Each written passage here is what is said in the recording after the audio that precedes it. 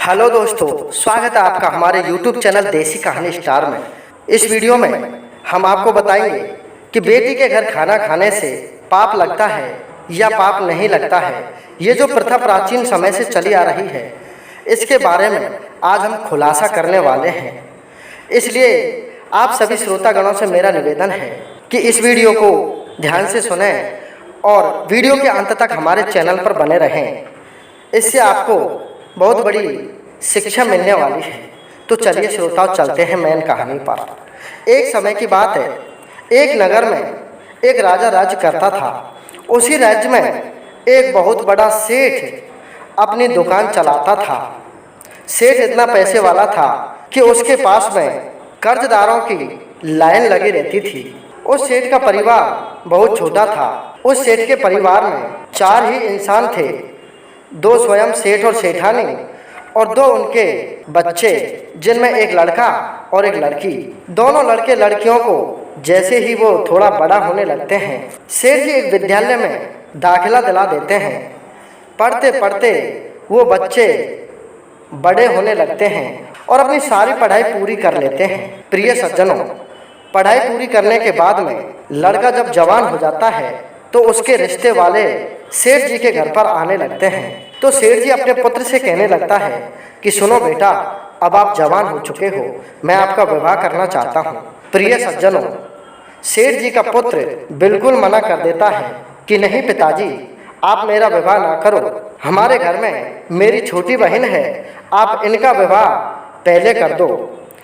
अपने पुत्र की बात को मानते हुए उस सेठ ने अपनी पुत्री का विवाह कर दिया। प्रिय सज्जनों, पुत्री का विवाह करने के बाद में पुत्री अपनी ससुराल को चली जाती है और कुछ समय पश्चात उसका बेटा पढ़ाई लिखाई करने के बाद में बहुत बड़ा आदमी बन जाता है। राजा के दरबार में उसको एक अच्छी खासी नौकरी मिल जाती है और सेठ जी उसके नौकरी मिलने के पश्चात अपने बेटे का विवाह एक सुशील कन्या से करवा देते हैं। उसकी पत्नी शुरुआत में बहुत अच्छी सरल स्वभाव की थी, लेकिन जैसे ही दिन गुजरते गए, एक दिन सेठानी की मृत्यु हो जाती है और घर में केवल सेठ ही बचता है।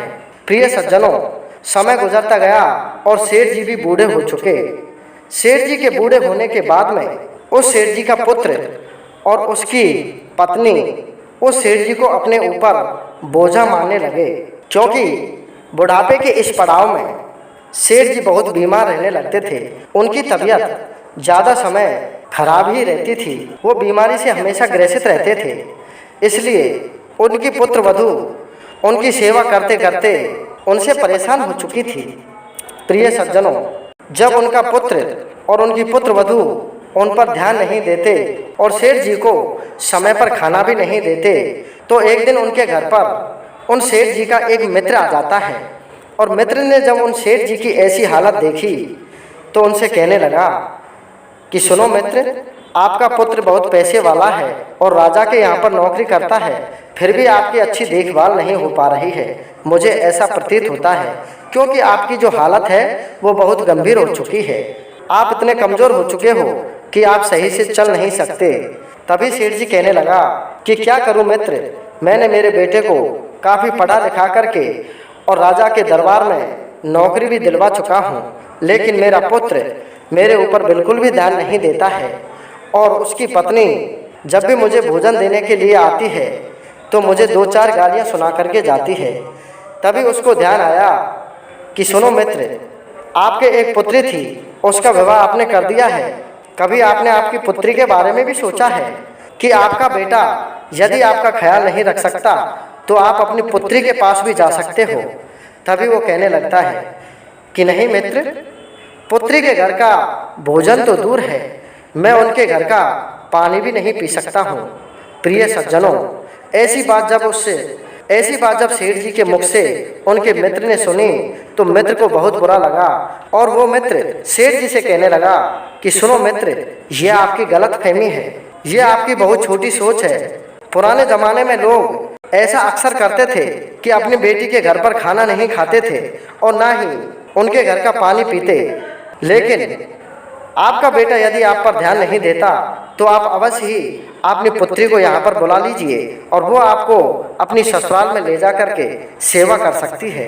प्रिय सज्जनों, अपने मित्र की बात को सुनकर के सेठ जी के आंखों से आंसू आने लगे और वो कहने लगा कि सुनो मित्र, मैं ऐसा कभी नहीं कर सकता, लेकिन मेरी हालत ज़्यादा खराब होने वाली है, इसलिए आप मेरी बेटी को एक चिट्ठी लिख दो।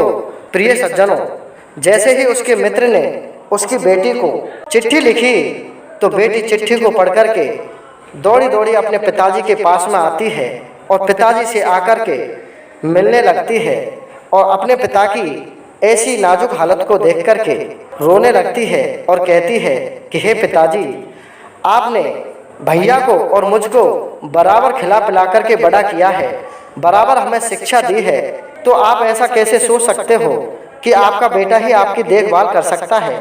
मैं नहीं कर सकती, ये आपकी बहुत छोटी सोच है।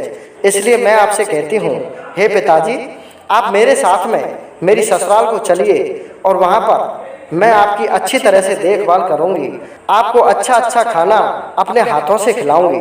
श्रोताओं, उस सेठ जी को उनकी बेटी अपने ससुराल में ले जाती है और वहाँ पर उस सेठ जी की अच्छी देखभाल करती है। कुछ समय पश्चात अपनी बेटी के हाथों से अच्छी देखभाल होने के कारण उस सेठ जी की हालत सुधरने लगती है और धीरे धीरे वो सेठ जी तंदुरुस्त हो जाते हैं। श्रोतागणों, पहले के ज़माने में लोग बेटी के घर का खाना खाना पाप ही मानते थे, लेकिन आज के युग में तो बेटियां बेटों के बराबर हैं। बाप की प्रॉपर्टी में बेटी का उतना ही हक है जितना बेटे का है।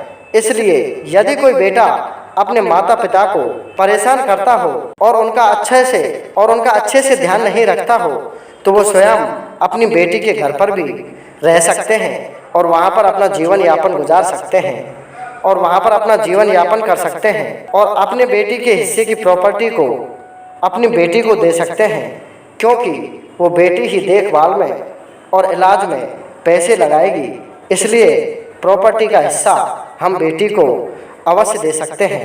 श्रोताओं, आशा करता हूँ ये कहानी आपको बहुत पसंद आई होगी, इसलिए हमारे चैनल को सब्सक्राइब करके वीडियो को लाइक कर देना। जय हिंद, जय भारत।